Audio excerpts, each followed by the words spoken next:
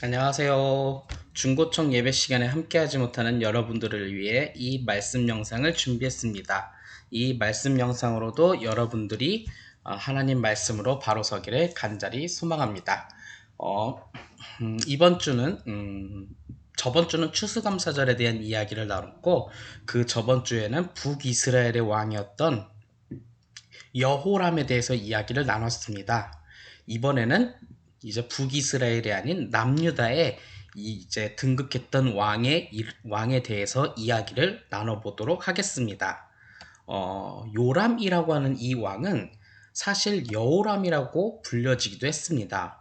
이때 당시에 북이스라엘의 왕이 여호람이 있었고 남유다의 왕도 여호람이었는데, 좀 동명이인이라는 설도 있고 동일인물이라는 설도 있는데, 동명인물이다, 동명이인이다 라고 하는 것이 어쩌면 크게 주장되고 있어서, 이 두 사람을 좀 구분짓기 위해 또 다른 이름인 남유다의 왕 요람에 대해서 요람이라고 이름을 한번 구분짓도록 하겠습니다. 이 요람은 남유다의 왕 가장 종교개혁 3인방 중에 한 명이었던 여호사밧의 아들이기도 합니다.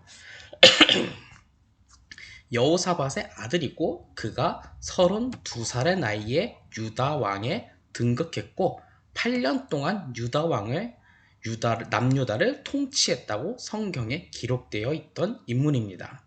그러나 성경은 그에 대해서 이렇게 표현을 합니다. 아버지의 신앙을 계승하지 못했다 라고 표현하고 있지요.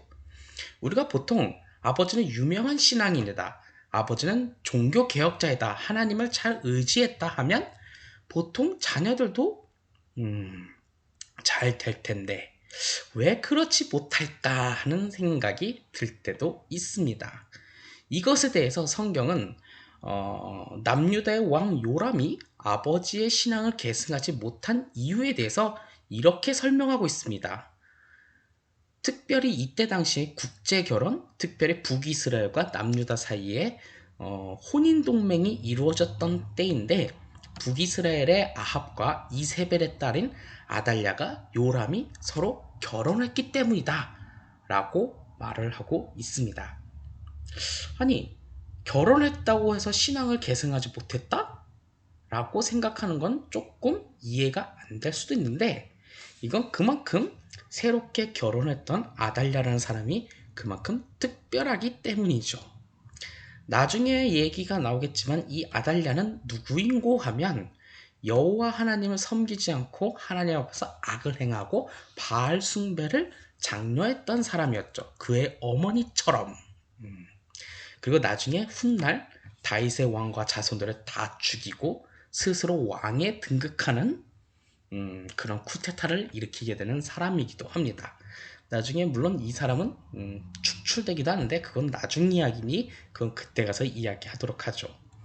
이런 사람과 결혼을 하고 가정을 이루었기 때문에 요람은 하나님을 올바르게 섬기지 않는 모습을 보여주고 있지요. 참 안타깝게도 배우자를 잘못 만났기 때문에 그가 하나님을 섬기지 않는 모습을 보여줬다고 성경은 우리에게 말하고 있습니다.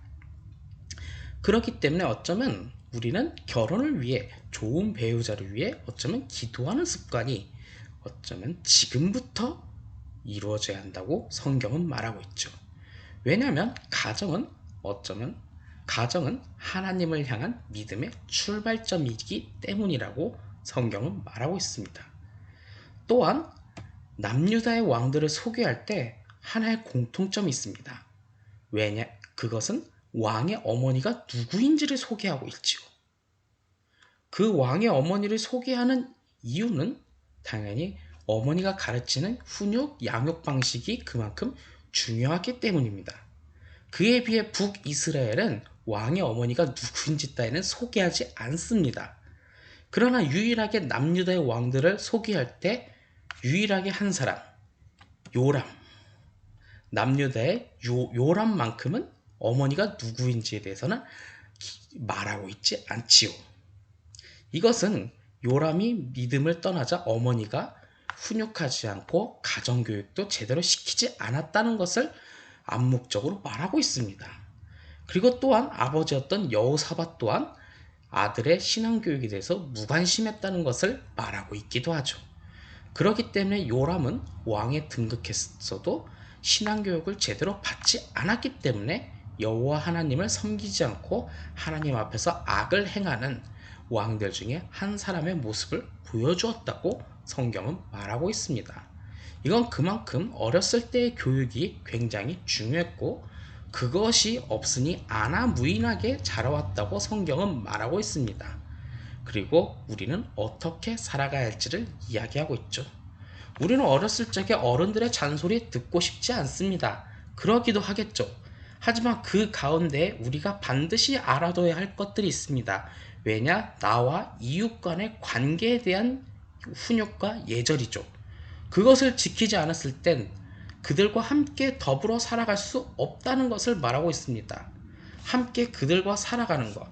그것을 못한다면 우리는 혼자 독불관 장군처럼 살아가게 될 것이고 그렇다면 서로 더불어 함께 공동체를 세워갈 수 없기 때문에 우리는 어렸을 때부터 이웃과 더불어 살아가는 예절과 훈육이 필요합니다. 하지만 그것이 내가 듣기 싫다고 거절해버린다면 우리는 자연스레 혼자 살아갈 수밖에 없는 거죠. 인간은 혼자 살아갈 수 없습니다. 함께 공동체를 세우며 살아갈 필요가 있죠. 그렇게 살아가기 위해선 어릴 적부터의 신앙교육, 어릴 적부터의 부모님의 훈육이 필요할 때가 있습니다.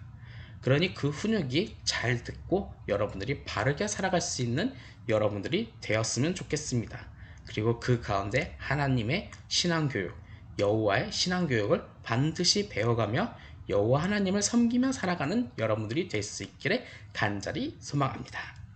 오늘의 영상은 여기까지입니다.